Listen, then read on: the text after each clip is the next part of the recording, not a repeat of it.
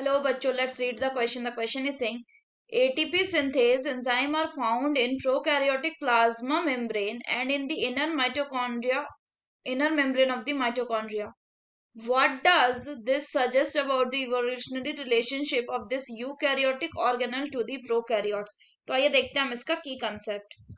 तो अगर हम बात करें इसके की कंसेप्ट की, तो इसका की कंसेप्ट हो जाएगा इंडो सिम्बायोटिक थ्योरी। तो इंडो सिम्बायोटिक थ्योरी क्या कहता है? ये सिम्बायोटिक थ्योरी कहता है कि माइटोकॉन्ड्रिया एंड क्लोरोप्लास्ट जो है ये पहले क्या थे? ये पहले थे स्मॉल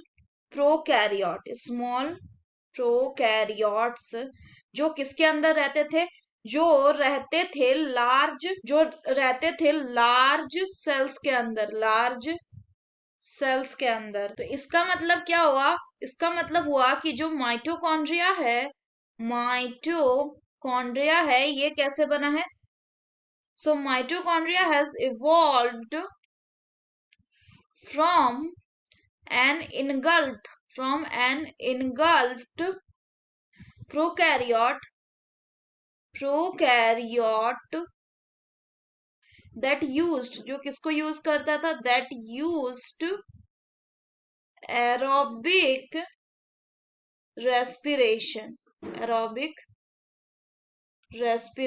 ऐसा इसलिए हुआ होगा क्योंकि जो होस्ट है उसको भी बेनिफिट हुआ होगा किससे? फ्रॉम एन एंडोसिम्बायोन जो कि ऑक्सीजन को यूज कर सके to release the large amount of energy from organic molecule.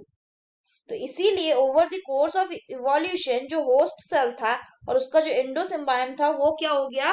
वो मर्ज हो गया। So over the course of evolution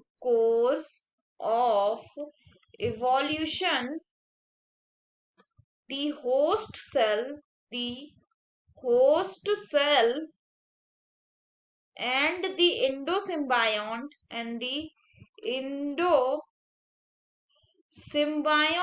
they gets merged into a single organism जो कि क्या था? जो कि था आपका ए यूकैरियोटिक सेल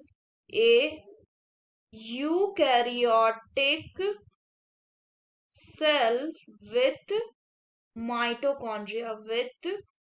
mitochondria।